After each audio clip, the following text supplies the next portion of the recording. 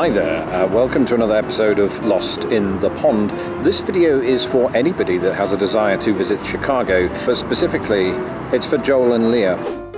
Now I have it on good or potentially bad authority that the two of you are planning to visit this fine city of Chicago, so I thought I would offer you some shamelessly unsolicited advice on what to do when you get here. Now, you disgustingly beautiful people seem to have quite a zest for travel, so far be it from me to impart this advice. You can either take it or not, but you know, if it doesn't come in handy for you two, then I know at least my mum will be interested, right? Nah, she's never going to visit. Anyway, without further ado, here are my tips for visiting the city of Chicago.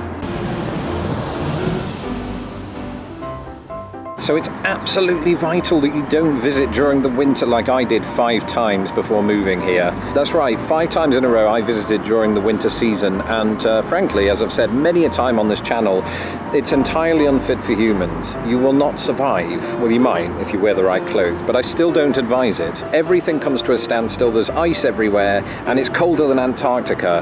That's actually literally true sometimes. In fact, when I visited on those occasions, I couldn't imagine how anybody would want to visit Chicago 5 times like I did, and then ultimately live there. But the one thing that propelled me to reconsider that was a 2014 visit in the summer. It was bloody marvelous. I decided, during that trip that I could live in Chicago for 6 months out of the year. Nowadays I live here year-round. I'm not utterly thrilled about that, but I'm getting used to it. But other than just the weather, there are some huge benefits to visiting Chicago in the summer months, chief among which is this. Now, I could talk about the beaches in Chicago until the cows come home, and thankfully in Chicago that doesn't often happen, but I'll actually let 2016 Lawrence tell you all about it. So how did I go the whole time growing up not knowing that Chicago has a beach, much less one that is in fact 15 minutes from my apartment? How lucky am I? Thank you, universe. However, today I've been slightly less lucky because I had a child throw sand, wet sand, at my face. That child has been dealt with severely, not by me. I'm not condoning child-based violence, but on this case it was justified. And this weather, I've been told by Douglas, who is this guy I met at one of the stations I got off, that this weather persists all year. Mind you, Douglas was trying to get change from me at the time, so not sure how much I believe him. My house. Oh shit, there's a bird nearly attacked me. Okay, Joel and Lia, you beautiful people. Beaches, can you really beat that? Did you expect that in Chicago? No, I didn't think so, unless you've been doing some reading.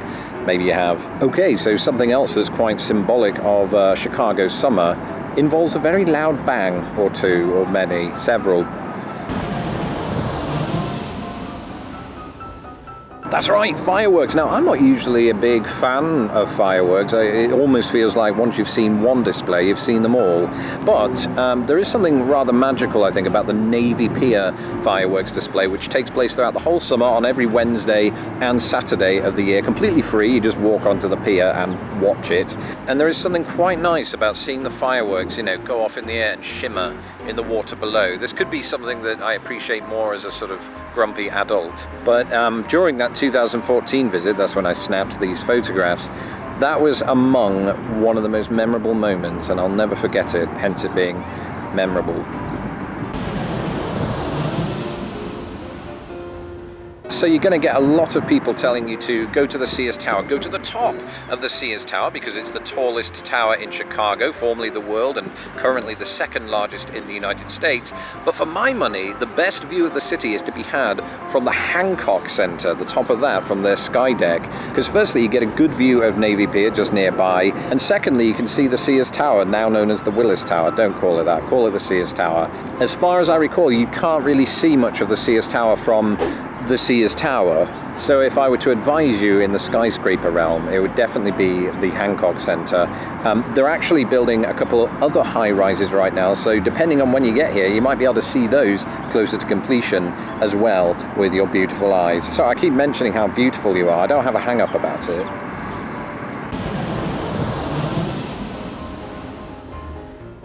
So this is definitely season dependent and also dependent on whether or not you like sports. But Chicago is quite a big baseball city. You may have heard of the Chicago Cubs. They recently, as in 3 years ago, won the World Series for the first time since 1908. I was there outside of Wrigley Field that night, and I've got to tell you, the atmosphere was quite electric. You join me down at Wrigleyville on the very night that the Chicago Cubs have won the World Series after 108 years. People are going flipping mental. I don't think they expected them to do otherwise. I didn't get electrocuted because it's, a metaphor, but I definitely soaked up that atmosphere. And, if you are going to go to a baseball game, probably wait till it's in season, during the sort of October time, around the time of the World Series. Don't go in April. It's unlikely you will because, well, it's April right now. I don't think you're coming here next week, although I don't know anything about your trip. You might not be coming for all I know. But if you are, and you happen to not come in the summer months, go to a baseball game. They're quite expensive. The tickets can vary, but it's a lot of fun, and you get to take in America's favorite pastime. So I've got a question for you. Do you like free stuff? Who doesn't, right? Well, I'll tell you what, if I'd have known that Chicago has a free zoo, then I would have gone to it earlier than I did. Lincoln Park Zoo is free. You just walk in. It's easy. You could even steal an animal. Don't do that. It's cruel. The zoo's purpose is that it is giving health and life to animals that wouldn't otherwise have had it. One tip, don't touch the geese, because they're like geese from all around the world in that they will kill you. They are bastards. So don't touch the geese. That's my number one advice, actually, just for going around the city.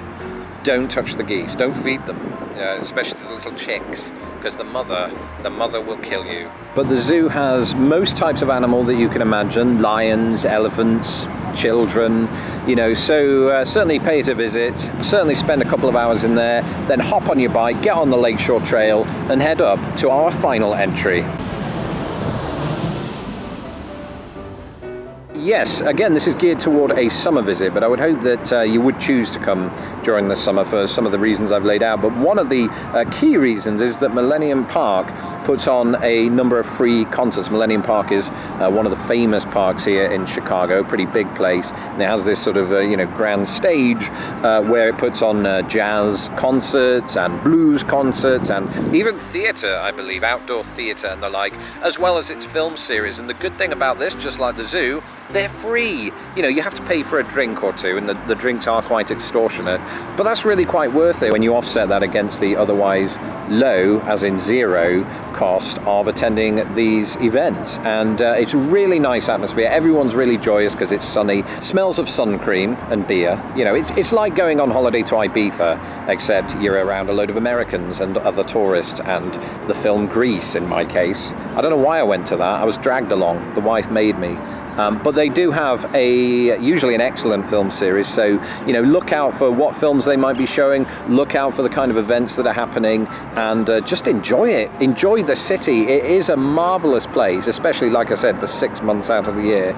And if you have any questions, feel free to hit me up. And that doesn't just go for Joel and Lia, that goes for all of you. Anybody that wants to visit this city, throw questions at me, not literally, that would hurt.